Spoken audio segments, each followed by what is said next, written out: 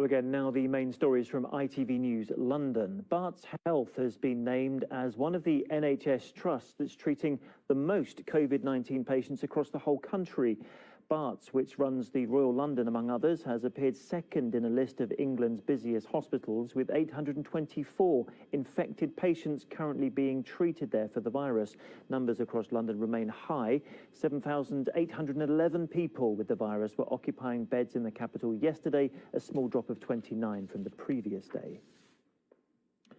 Police investigating the fatal stabbing of a 41-year-old in Wimbledon have charged a third man in connection with the incident. Paul Dalton was attacked at an address on the Broadway on Wednesday, but was pronounced dead at the scene. 30-year-old Danny Webster is accused of perverting the course of justice and appeared in court earlier this afternoon. The mother of the London schoolgirl who was found dead during a holiday in a Malaysian jungle has told an Irish broadcaster there is compelling evidence showing the 15-year-old was abducted.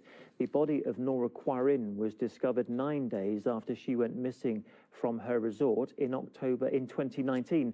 An inquest ruled Nora's death was accidental rather than criminal and said there was no third-party involvement. However, her family have branded the findings incomplete. Care workers and cleaners from a nursing home in Golders Green say they have been left with no choice but to strike in a dispute over pay. Staff at Sage say they want to end what they're calling poverty wages and are demanding respect and dignity in the workplace.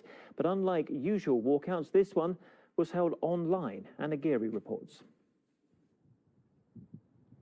Billy is a carer in North London.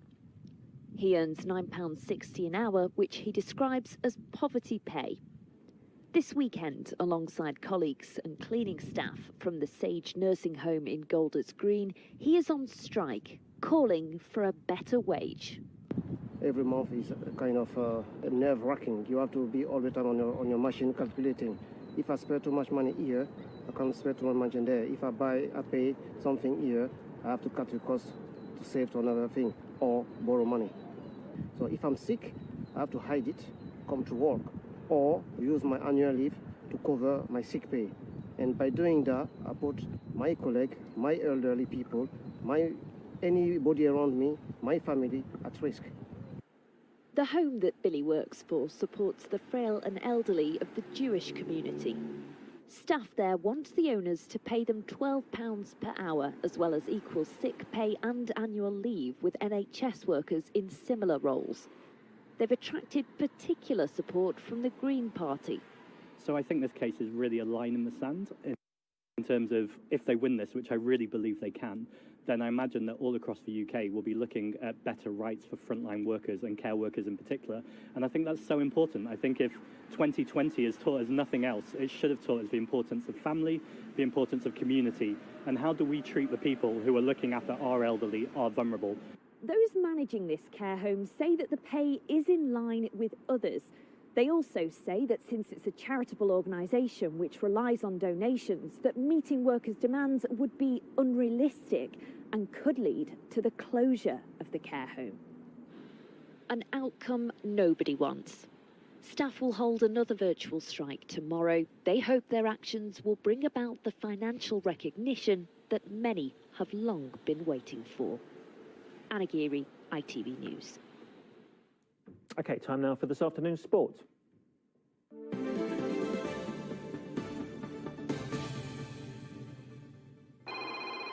Keeping up to date. Hi. Hi, proud sponsors of ITV Regional Sports Report.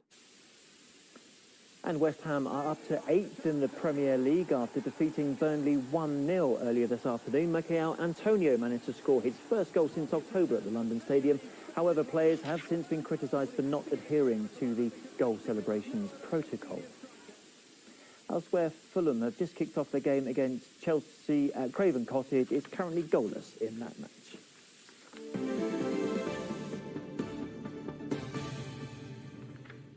Weather time now, here's Chris Page. Hello there. Very good evening to you. Some areas first thing this morning woke up to a dusting of snow, particularly across the likes of the Chilterns and the North Downs. Meanwhile, in most parts of the capital, it's been a fairly grey start to the day, and any wet snow around was only short-lived because it soon moved out towards rain by the afternoon. For many of us overnight tonight, the cloud soon breaks up to reveal a few clear spells here and there. There will be one or two isolated showers just drifting their way in from the north and the west, but I expect for most of us staying dry overnight and temperatures falling close to freezing. That does mean we start tomorrow morning on Sunday with the risk of ice around on untreated roads and surfaces, but through most of the day tomorrow, a much quieter day in prospect. The winds will gradually turn lighter from the north and the west. Plenty of sunshine up for grabs tomorrow, just some patchy amounts of cloud by the afternoon, but a mild day for all too. Temperatures between 6 to 8 degrees Celsius, that's 46 in Fahrenheit. But our weather is set to change gear as we head into the new working week. No 2 days the same, actually. Dry for many on Monday, but then we start to see bouts of rainfall moving their way in from the south and the west, turning heavy at times too, and accompanied by some gusty winds coming in from the south and west as well. But that southwesterly airflow is a mild direction for us at this time of year, so it does stay mild into the first half of next week. The price we pay, though, with that is some outbreaks of rain, which could lead to some localised flooding. Take care. And that's how it looks in the capital. Do keep safe. We'll see you tomorrow. Bye-bye.